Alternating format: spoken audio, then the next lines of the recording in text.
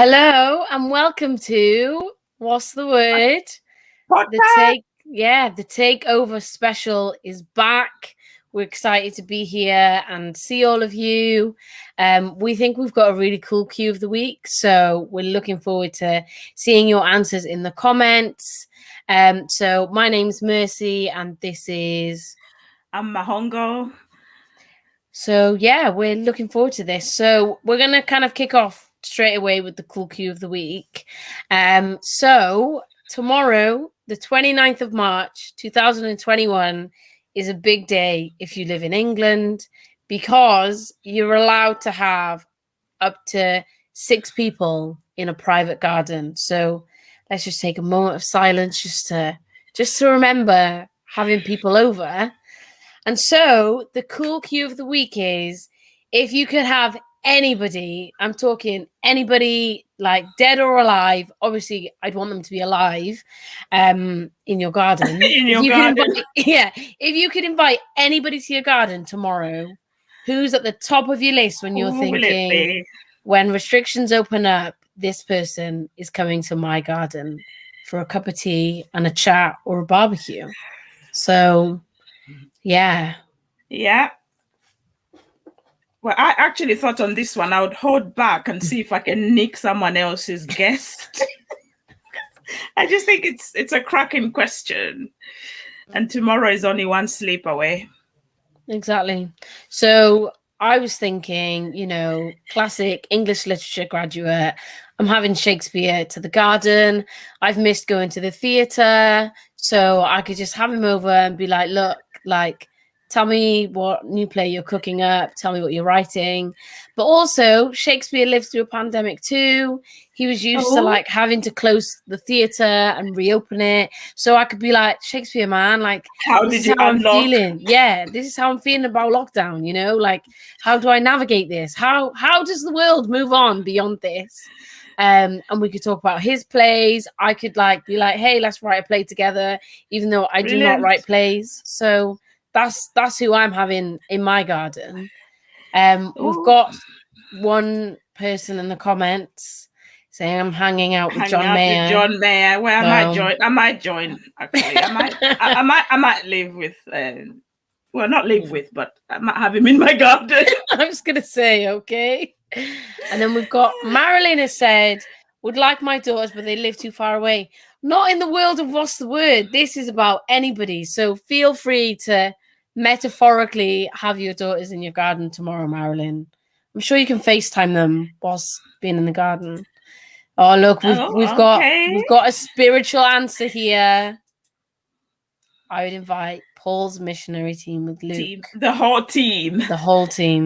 Who was on the team? Barnabas or people like that? I can't remember who was on the team. So, we have a missionary team. That's what's happening in that garden tomorrow. Actually, I thought I didn't have anyone, but I've come up with someone. Unfortunately, is a kind of spiritual as well. I once did a quiz about which sort of person you would have been, and I came out as a man, and I thought, how rude. So I thought I would, if I were to have anyone in my garden tomorrow, I would have him there so I could see what he looked like. And then wow. So his name is Tertullian, if you want to look him up. His name is Tertullian, and apparently he was like a Latin African theologian. Okay. That came up with the term Trinity. So I reckon that would be quite an interesting conversation. Okay. First, I'd like to see what he looked like, because how dare I come out as him? And then, I'd like to have a nice chit chat about, with an African theologian. Nice. And Latino. There we go. So we've got Eamon in the comments saying Captain America or Batman or both. I mean, it's your garden. Yeah. You do what you want to do. They're not going to be my choices, but you do you. You're welcome, Marilyn. Yeah. You're welcome to my garden. I would have Marilyn Morrison in my garden tomorrow. See, there we go. Marilyn, you've got your invite. Be there or it's great to see It's great to see Kate Davey from Love Philly. Hi. Yes, Good. Kate is in the comments. Is a good sign because we had her on last time, so she must have enjoyed it if she's back, which is good. So, Eamon said, Well, yes. never mind. Sorry, I'll bring that comment back up.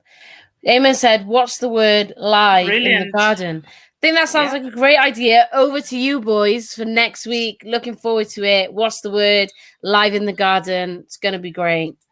And Juana, I know I was going to point this out and say you live with an African theologian. So, Oh, I mean, you okay. can So, still so have I don't Tertullian, need to bring but someone else you in. need, Right. yeah. Okay. That's sorted. Okay, do you want to introduce our special guests and we'll see what they say? Yes. Let's bring on the ladies. We have two amazing women, lovely friends of mine, and they inspire me. They don't know, but they do. They're quite similar, you will be surprised. They are mothers of 4, 3 boys and a girl, and they are entrepreneurs. So one is a deputy head teacher. She's a specialist in children with special educational needs, which shows her heart and her compassion for people, for parents. And then the other, I don't even know Tarira, honestly. There's so many strings in her bow. She's a hairdresser. She's run her own business whilst she's leading worship whilst 9 months pregnant. And she's doing some other business stuff she's absolutely brilliant with video production and doing things on TikTok and things like that.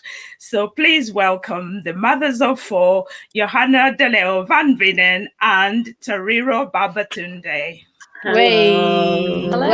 Welcome. Hi everyone. Good to see you, ladies. Thank you for joining us. Thank you. Good to see you. So, who wants to go first? Who is going to be in your garden? That's interesting. I had so many people in mind, but I would love to have my grandmother. I think I've not seen her in years. So I would love to have my grandmother in my garden. Nice. And the other thought I'll be cheeky was to have Adam and Eve in my garden. Well, you know, that went south last time, so I wish you guys all the best in the garden. Why? just to be curious. Okay. Just to be curious. Want to ask them so many questions. And Are you going to let them pick whatever fruit they want off the trees, or like, what are you going to say when they arrive? Oh, they have to be definitely dressed. I was thinking that. That's good. I was thinking That's a good start. Yeah. I think for me, it's no brainer. It's going to be my parents. So that's it, isn't it? And my siblings, of course, and my family. I kind of feel like I'm going to share my granddaughter with everybody. I'm not allowed to do that. So to me, it's like my garden's open, and anybody else, any friends want to come, I will cook for you. I will make you cake. I'll make you coffee. You're very welcome. I will see you this week, Johanna. Yeah. Well, there's a special shout out, Edwin and Catherine Ashworth. Whenever you watch this, you have an open invitation to Scotland. Margaret Booth is having you in her garden. Yeah, get your bags packed. I also love that Marilyn said this is what she would do if Adam and Eve were in her garden. So I agree with you, Marilyn. I was talking about this to Juana earlier. That would be my big question. Why? Yeah. So we could meet Jesus, maybe. Are you answering on their behalf now? Okay, well, since we're talking about Jesus, my first question to you both is, tell us about how you met Jesus, your faith, church life. Give us all of it. Tarira, you go first. Okay. I was born and raised in Christian family. My dad and my mom were part of a church ministry back in Zimbabwe. For those that do not know, I was born in Zimbabwe and came to England when I was about 13.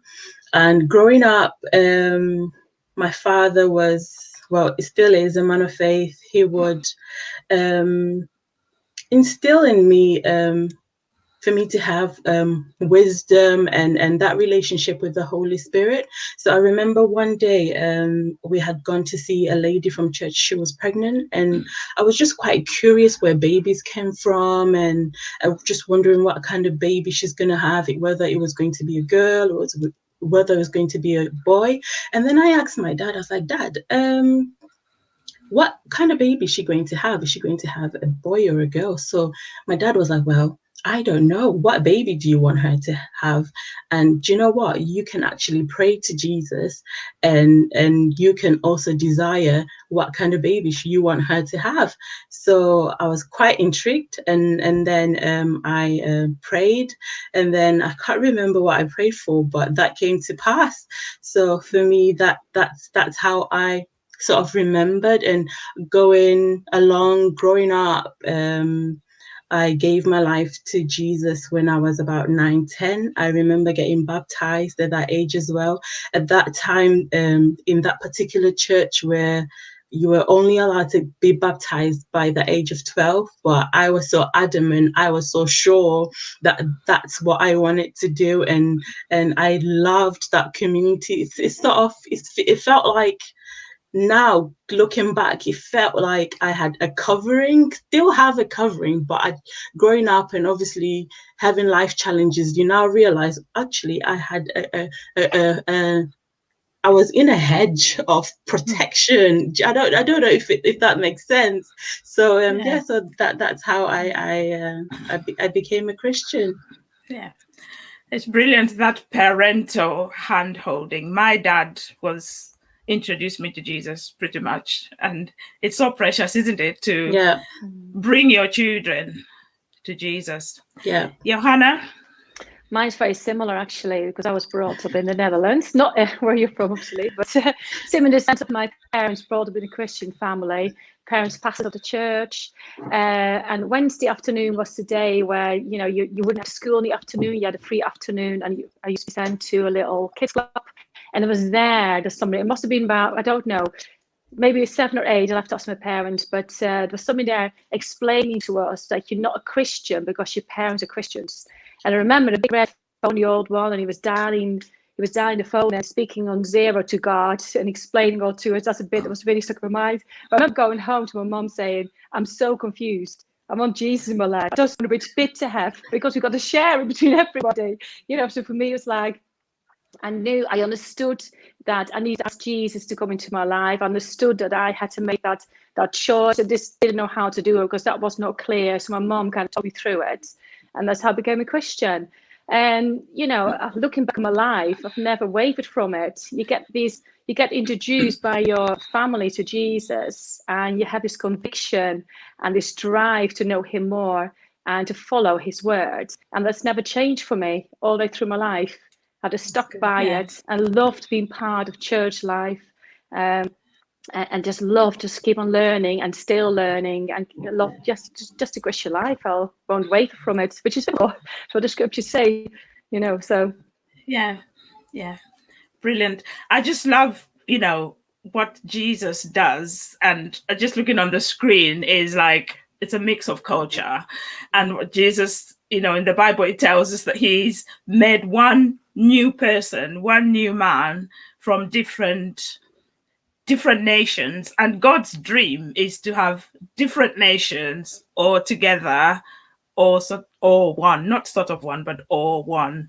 And so, Johanna, you grew up in the Netherlands. I'm trying to think. Dutch, Holland, the Netherlands. Tariro, so first few years in Zimbabwe, and then so we're getting to your journey of mums of 4. So obviously you live in England now, but you've got further diversity in your family. And I just thought there's so much there to glean, because diversity is a huge thing in our nation, in our world right now, and there's so many people hurt or confused or trying to find their footing. And I just wanted for you to share a little bit from your experiences of that. So Tariro, Zimbabwe, married to a Nigerian who's not so Nigerian, but is Nigerian. And then Johanna, you married an Irishman, and both of you had your families in England. Yeah. So, Johanna, tell us a little bit about how you moved on to England, and just then a little bit about your sort of how your children identify, sort of, and how the whole culture thing works for you. Yeah, so I moved to England when I was 18. One of the things my parents did was in the summer holidays when I was younger, teenagers used to send us to evangelism camps. And they came to when I was 16. And it was the first year of King's House being King's House. I was absolutely bowled over by what was going on.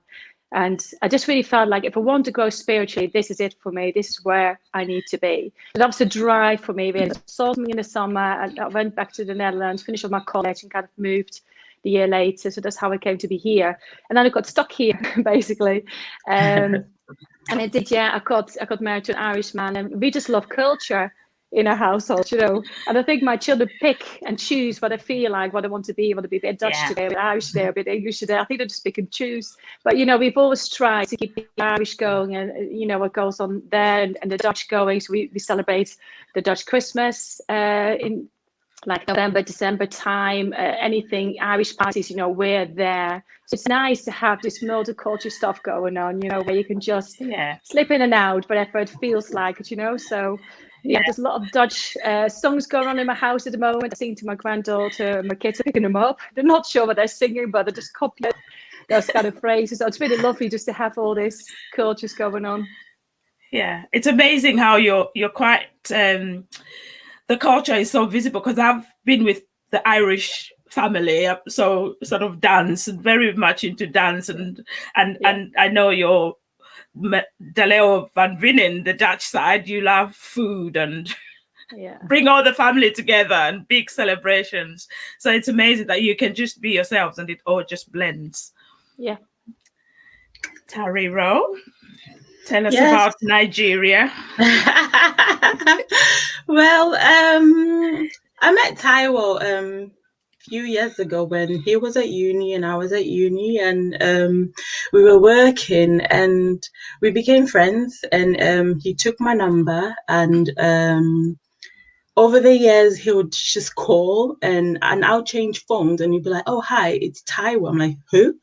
And I'm like, "You still have my number?" He's like, "Yeah." And what I do is I tend to go through my diary and I just call people just to see how they are. So one day he invited me to his church, and at that time I was at a journey where I had sort of rededicated my life to Christ. I had taken my own path, and I was just saying to God, you know what, I'm praying for a life partner, and I do not want anyone who's not a Christian. And I remember my mom would tell me that obviously as a Christian, it's good to be married to a Christian man. And Taiwo invited me, or he called me over. He was like, "Oh, I'm inviting you. We've got this thing going on at church." So in that moment, I was coming from work and I was like, "God, could this be my husband?" And then I had prayed. I had said to God, I'd rather be married to a Zimbabwean man or an English man. Reasons being was, if we get into an argument, it's either I'll shout at him in Shona or I'll shout in English. So when that idea came up, I'm like, but Taiwo is from Nigeria. How's that going to work? But it can be. But then I now realized that back then I had made a list of the qualities and whatnot, and he was fitting all of them, but it was just Nigerian. So I'm like, oh God, this is just going to be so hard. So yeah, went along and yeah, eventually became a family, had children, and this is where we are. And like what Johanna said, we have culture in the house. Today we can be Nigerian, tomorrow we can be Zimbabwean, and the good thing is that we just allow ourselves to be ourselves. And today Joseph wants to be British and he is British, and tomorrow he's like, well, what's my Zimbabwean name? What's my Nigerian name? So yeah, it's interesting. Brilliant. Yeah. Thank you. Love it. So obviously you've both kind of alluded to your families, and you're both mums of four. Like Mahonga said earlier, you've both got 3 boys and a girl. Obviously, Johanna, your children are older, and Tariro, yours is still young. Yeah. We'd love to hear a little bit about your motherhood journeys, and just to give us some gems of wisdom from being parents of 4 kids. Should I go first, Johanna? Yeah, go for it. No, so you go first. Oh, sorry, me. I do apologise. Yeah. There's nothing better than being a parent. You know, we set out to have 4 kids, and we had 4 kids, and it's the best thing ever. I love the fact that mine are all really, really close in age, and the age between my children are quite similar to Toriro's, and they all grew up together as kids, and all grew up as teenagers, and as teenagers, our house was just full of people all the time. You know, I can't remember how many meals I've cooked on a Sunday for all the youth at church, as well as my own kids, or during the week, you know, people just rocking up. I kind of feel like I've not brought up 4 kids, I've brought up many more children than just 4. They come and go, don't they? Yeah, they come and they be part of your family, and I really love it. There's still quite a few people now, they're adults now, and they still contact me every now and then and tell me what's going on in their lives or whatever. And it's just great. So you bring up your own others as well. The journey is just fantastic, you know, just being together. I think, you know, it's such a precious thing to be a parent. It's something definitely to be celebrated, and not to feel, you know, bogged down by guilt or responsibility and let it crush you, but to think, you know, I'm a parent, I'm going to do the best I possibly can. And the end of the day is, you know, when I stand before God, I just say I've done the best I can, and it won't be perfect. And I didn't think about the journey. You know, sometimes if I just say to the children, yep, hands up, made a mistake, I do apologize, didn't mean to, you know, and that's just normal reality, isn't it, of grown up together. Yeah, that's such an important thing, that about, you know, no one has been a parent before they are parenting the children that they are parenting. Yeah. And God designed it like that, you know, even if I've got 2. But, you know, even if you have 10, by the time you're having your 10th child, you've never brought up that child. You'll be doing it for the first time. And I think that just should take off pressure from mums and dads, that pressure of thinking, and you will ask yourself that question, am I doing it right? Am I making a mistake? And all of that. And maybe just take it off, and it's fine. We will make mistakes, but God designed it like that. There will be mistakes, but it won't, unless we're neglectful, it won't be anything that's completely like ruins everything. Unless, you know, if we're neglectful, then we need guidance on that. But otherwise, if we're being loving and nurturing, then those little mistakes that come up, hey, hands on, I've done what I did. I'll make it up as a grandma. Undo it. True. Very true. Go on, Tariro. Tell us about your journey. Oh, well, I'm still in the journey. My eldest is 8, and my youngest is just about 10 months now. And for me right now, I'm enjoying the season that I'm in, enjoying the rod. You know, when you have one child, there's that pressure that comes with it. You don't know, like you said, you wouldn't know how to become a parent unless you become one.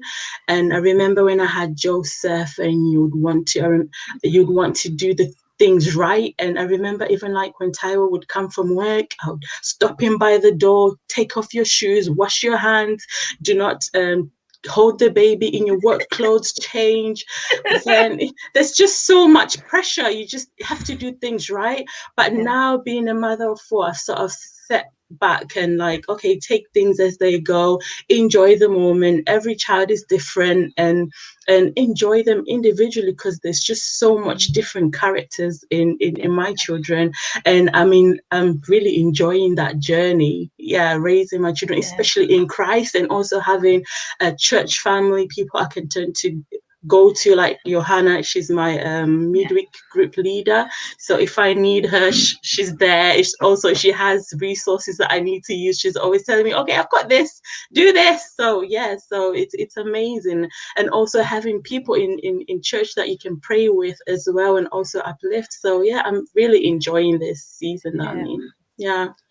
If I just can interrupt, I think that season thing is really important, because I think when when our children grow up, we need to enjoy every single season that they're in. And I think I was very conscious as parents, thinking I'm going to enjoy when they have the tantrums, because that will help in the teenagers. Let them have them now, or when they were a bit wild, or when they were really nice, calm, or we're getting on with everything they needed to do. It's kind of like the journey's there to be enjoyed, and not to rush through it thinking, oh, I wish I should have been older, I wish I slept a bit better. No, just enjoy. This is it. This is what today looks like. I'm just going to make the most of my children and just enjoy them. And I think, every season is important. Every child is important, and the journey is important. And every journey you learn something new, and they do as well. You see them grow, you see them changing, and it's a pleasure, isn't it? It is, definitely. Yeah. There's something you said there, Toriro, about drawing on Johanna. And I know from walking past you during coffee times in the building, when you were expecting your daughter, I would overhear little conversations of one mum of 4 going on to the other mum that's about to be a mum of 4. Can you just tell us a little bit about the sort of relationship that you've had, and how Johanna supported, but also how you've grown, and what you would say to mums, or not just mums, dads, or anybody else really, in terms of drawing on each other, and drawing on others and receiving from others. Okay, go on. No, go.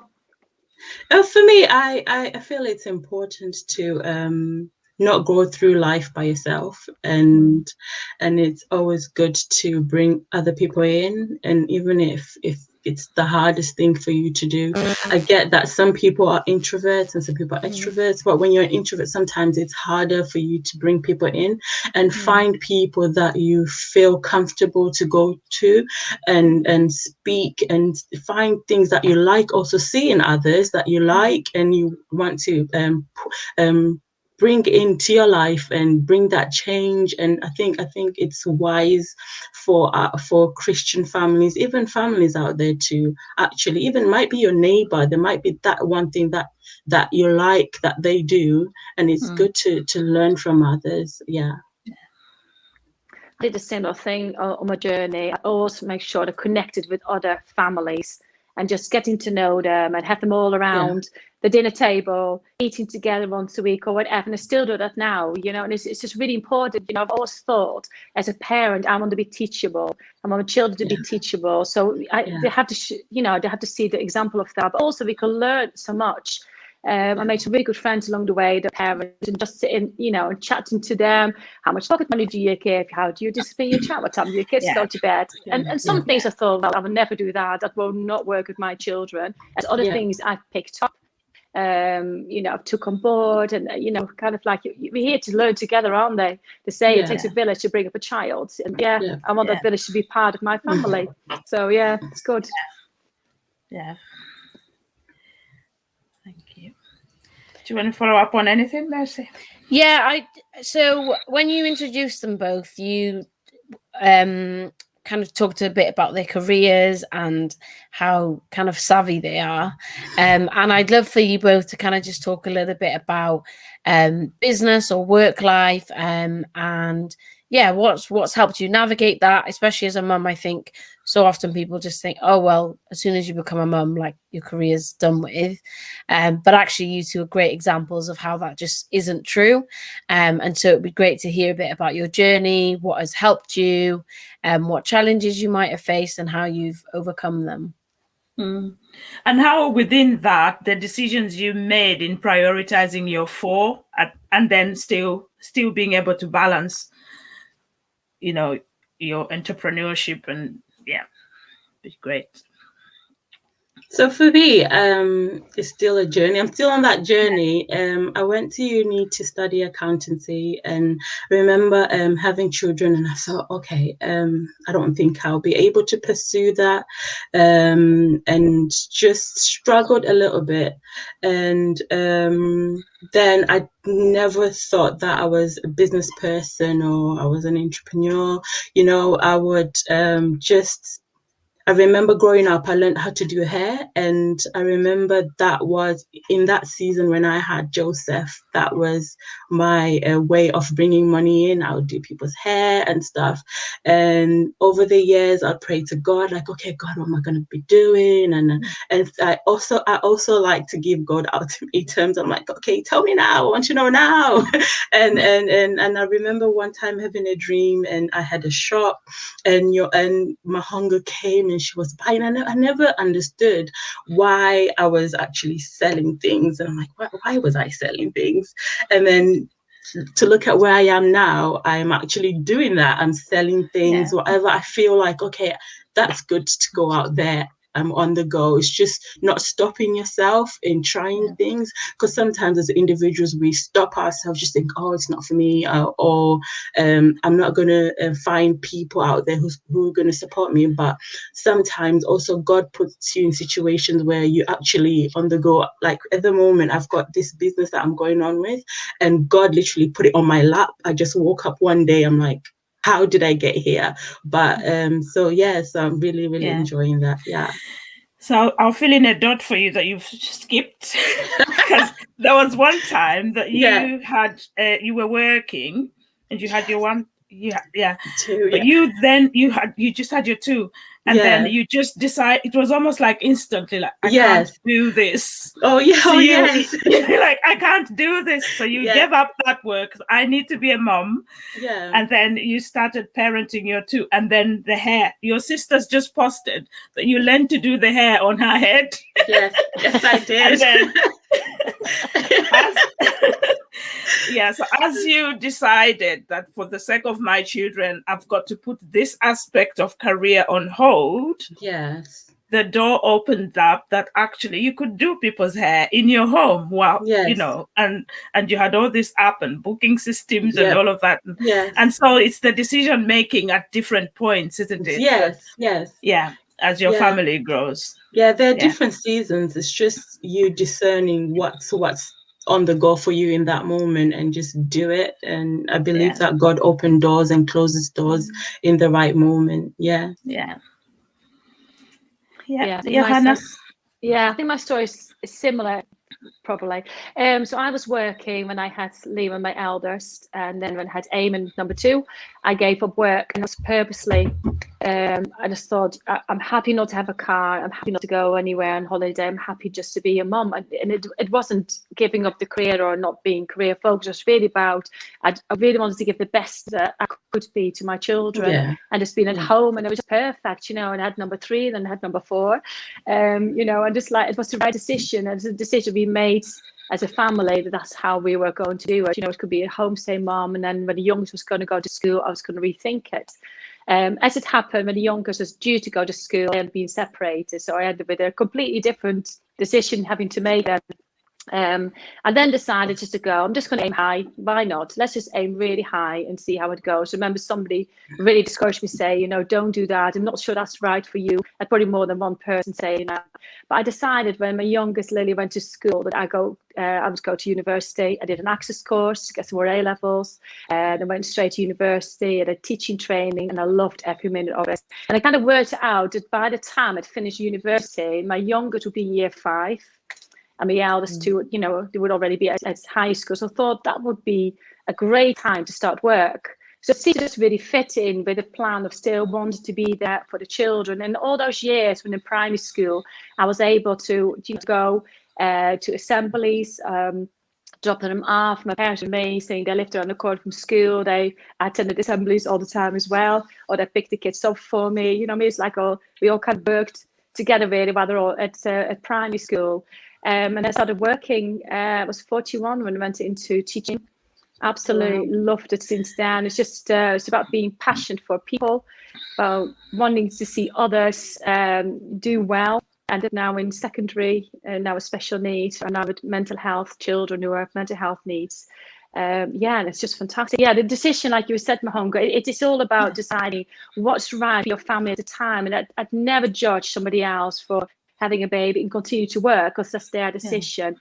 For me, that's not what I wanted. I wanted something different. I wanted to be the mom that walked to school, getting involved with the school and volunteered at the school and did other bits and pieces. I remember teaching music theory and all sorts of stuff. Just like, because I'm quite active, so I can't just sit at home and drink cups of coffee. I'd find it very, very boring. I have to be involved in loads of stuff. But, I kept myself busy for those years, just doing loads of voluntary stuff. Yeah, it's good. How did you, because you got drawn to children with special needs and helping parents of children with special needs. Why were you drawn to that particularly? I think it's also, I've always loved people. I remember being quite young in primary school, and my parents were very passionate people to help other people. So I kind of called onto that kind of passion. But I remember, making friends with people that just needed friends. I remember, asking someone to come and live with us while their family is going through a crisis, and also just part of the nature that God has given me to want to empower other people. I think when I decided to be a teacher, it was really based on family. If I could be a teacher, I'll have holidays free for my children. But then within the first 6 months of teaching, I ended up being a Senko. And just like there was a job logo and going, oh, I'd love that. I want to help people who can't quite achieve. I want to make sure I can empower them. I started working with parents.